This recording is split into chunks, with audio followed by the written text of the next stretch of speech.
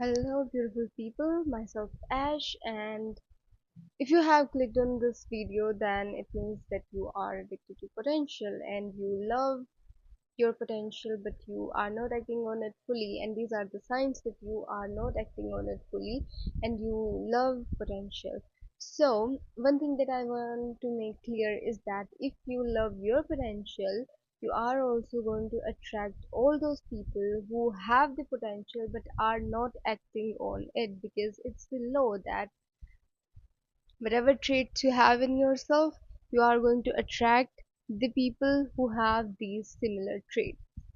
Okay, so if you want to have someone who don't just acknowledge their potential but act on it, then you have to be someone who act on your potential.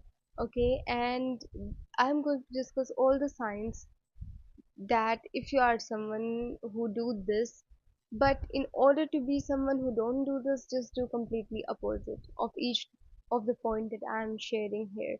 Okay, so first of all is that you take more time in planning these stuff rather than doing the actual work. For example, I know this is also important, but overly planning is not something that is nice, and never doing this stuff like making Pinterest board all the time about what you want your life to be, but never actually pursuing that life.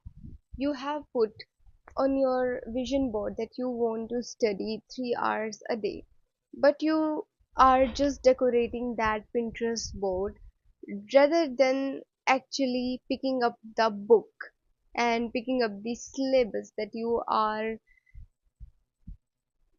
neglecting on. Okay, so this is the first sign. You actually do more planning than doing the actual stuff. And if you are doing this, you know you are doing this. Okay, next one is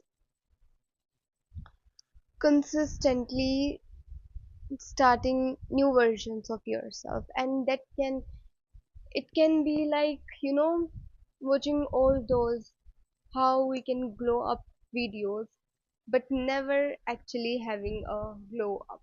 Okay, or maybe you have some projects already that you are working upon, but again, instead of completing that thing, just starting another thing, you are maybe feeling a void. Okay, and you want people to see you as someone who is doing this stuff, but actually you are self-sabotaging yourself while you are not even completing that stuff. And your mind, maybe because your mind is scared to have the abundance that can come when you are going to really fulfill that one thing, but that is a different convo. Okay, so constantly starting new things, complete the ones that you have already left. Okay, next is you love learning but struggle to implement. Okay, the first thing that I did when I started this YouTube channel is that I will not preach anything that I don't do myself. Okay, and even if I read a lot of books. If you are on my Instagram, you know that I post stories about the things that I read. Okay, so I read a lot of books, and when I read a book that is really something that is life changing, I read in a limited amount. Okay, it can feel like, if you watch my stories, it can feel like that I read a lot, but actually I read in combinations. Okay, I read one fictional and one non-fictional. Okay, so that I can immerse myself in the fictional world as well as learning something from non-fiction. I never read more than one chapter of the non-fictional because I want to implement the things that I am learning. Because if you are not implementing the knowledge that you have, the knowledge is a burden on your concerns. That's it. Next point is that you keep waiting for the right time to come, okay? And I'm a strong believer in that the right time never exists. Never ever. Okay, the more you procrastinate on your goals, the more lazy you are going to become, the more uncomfortable the thing is going to become for you. Start now when you already have even the least amount of resources. Okay, when I started content creation, I never had really, to be honest, I never even know what I'm going to share about. To be really honest, okay, it was just a fun idea, and now I know what I want to share. Okay, so just if you want to start something, just start. The way will carve itself. Please, it's based on experience. The way will really carve itself for you. Okay, just start. Just start doing that. Next one is you. Again, you fantasize rather than building. You feel like, okay, what is going to happen when I am going to have all that stuff? What is going to happen when I will do this and that? Rather than you are actually building.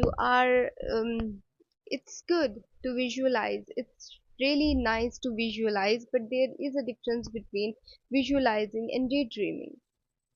Okay, there is a difference between being delusional about your goals and being entirely delusional. And I'm sure that you are getting what I'm saying. Okay? I mean, you can have very high standards, but those high standards are not going to meet if you are not someone who is already high maintenance in their own life. Okay? So, if you are someone who is just fantasizing about your goals rather than actually building the stuff that you, then you really have to, because when we be like, when we tell people that we are doing this, we are doing that, our brain releases that hormones that make us feel like we have conquered that thing. But in reality, we have not done that thing, and this is something that I stopped doing a long time ago. That's why I don't tell people what I'm doing, because I know my brain is going to um, secrete the reward hormones. Okay, while I haven't actually done a thing, a single thing in the way. Okay, so this is the thing that I stopped doing myself, and that I will advise you to stop doing yourself if you're really serious about your goals. Okay, not because I don't trust people, because I don't trust my own brain. Okay, that's why. The next thing is you abandon things when they are not exciting.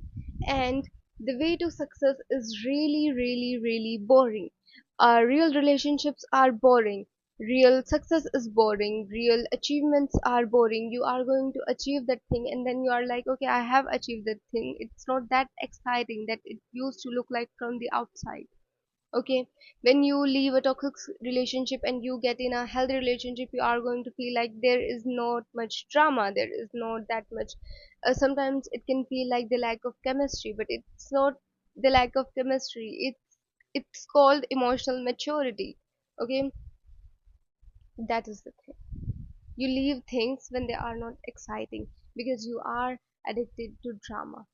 Okay, and the path to anything that is healthy is really very, very, very boring.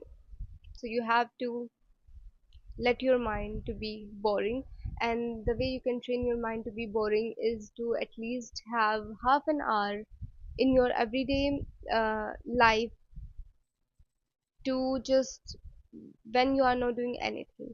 I do this with myself a lot, that I just, even when I'm like, I could do this, I could do that, but no, I'm not doing anything for half an hour.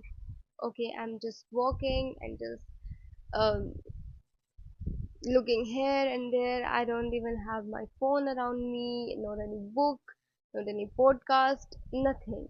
It's just me and then the half hour. Okay, I have practiced boredom a lot, because boredom really makes you differentiate between what is healthy and what is really concerning. Because when you are always in the